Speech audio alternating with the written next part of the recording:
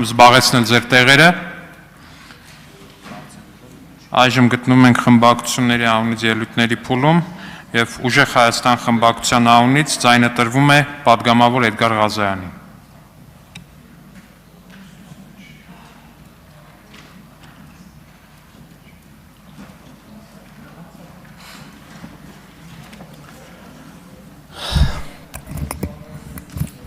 Քիչ առաջ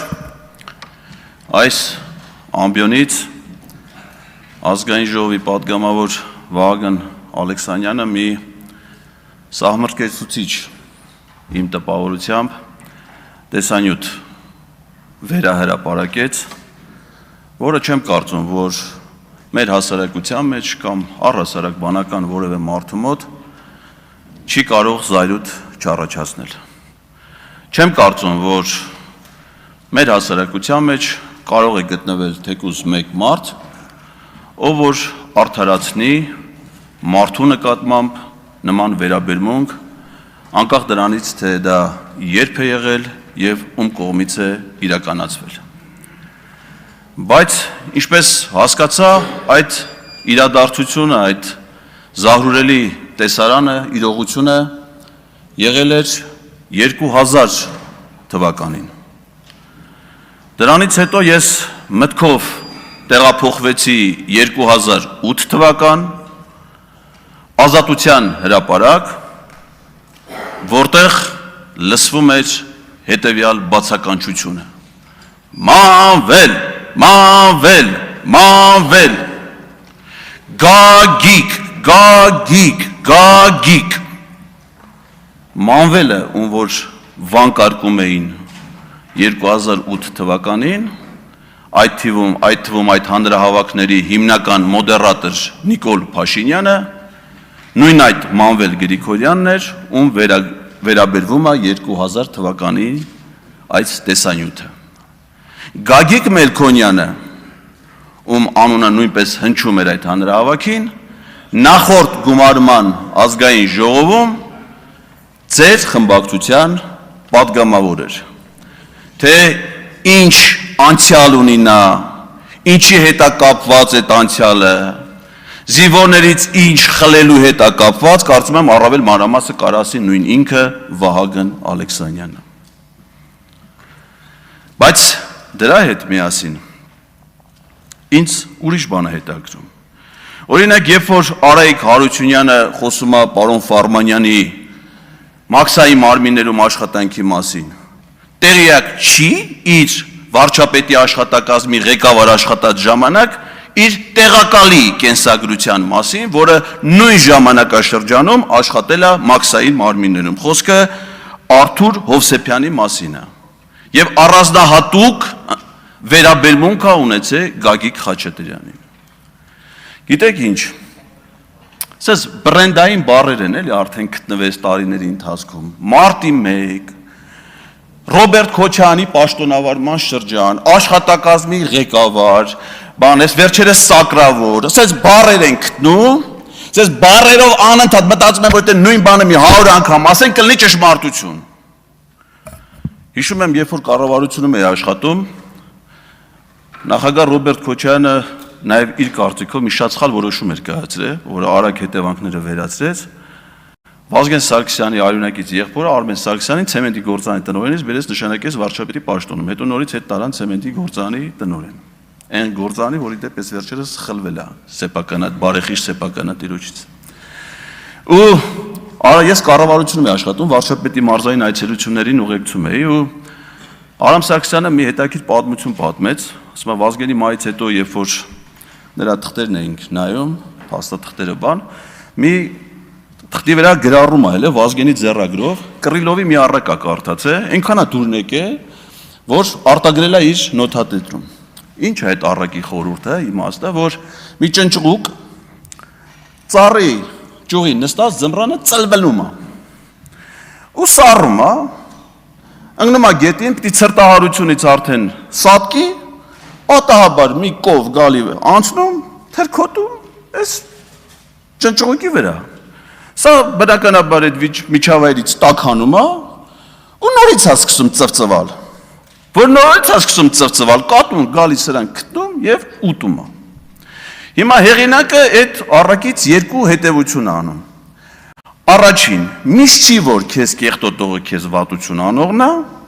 եւ երկրորդ, միշտ չի որ քեզ կեղտից հանողը քեզ լավություն անողն է։ Բայց Վազգեն Սարգսյանը իրեն բնորոշ նաեւ գեղարվեստական հանճարով ավելացնում է երրորդ հետևությունը։ Ասում է, եթե կեղտի մեջ ես ցենդ գլուխդ մի գցի։ Հիմա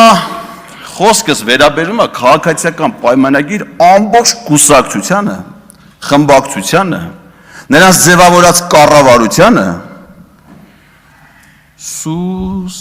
նստեք տեղներդ։ Դուք են քաղաքական ուժը չեք, որ կարենակ որևէ մեկի անունը տակ։ Ռոբերտ Քոչարյանի պաշտոնավարման ժամանակաշրջան աշխատակազմի ղեկավար կոռուպցիա, այս համադրությունը հələ մի հատ բերեք տեսնենք թե ում կերպարում է մարմնավորված։ Մինչև երկուշաբթի օրը դուք բոլորդ առաջնորդվում եք Նիկոլ Փաշինյանի ցուցումներով, հորդորներով, SMS-ներով, որին խորհուրդ էր տալիս Արտաշես Թումանյան, որ եղել է Ռոբերտ Քոչարյանի աշխատակազմի ղեկավարը։ Եվ ոչ միայն, նաև դաշնակցության համամասնական ցուցակի 11-րդ համարի թեկնածուն, էդ էլ 004-ը, ագենտ 004,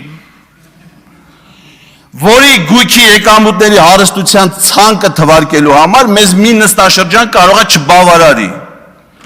Ու դուք Արտաշես Թումանյանի խորհուրդներով եկել եք մարդ եք գտնում, որին կարա քննադատեք, այդպես մարդ դուք չեք կարա գտնեք, այդպես երևույթ դուք չեք կարա գտնեք, որը քննադատելու իրավունք կարող է ունենաք։ Դուք իմացեք, որ այսուհետ այս դահլիճում նստած է լինելու Էդգար Ղազարյան անունով ինստիտուցիոնալ հիշողություն, որը իթիվս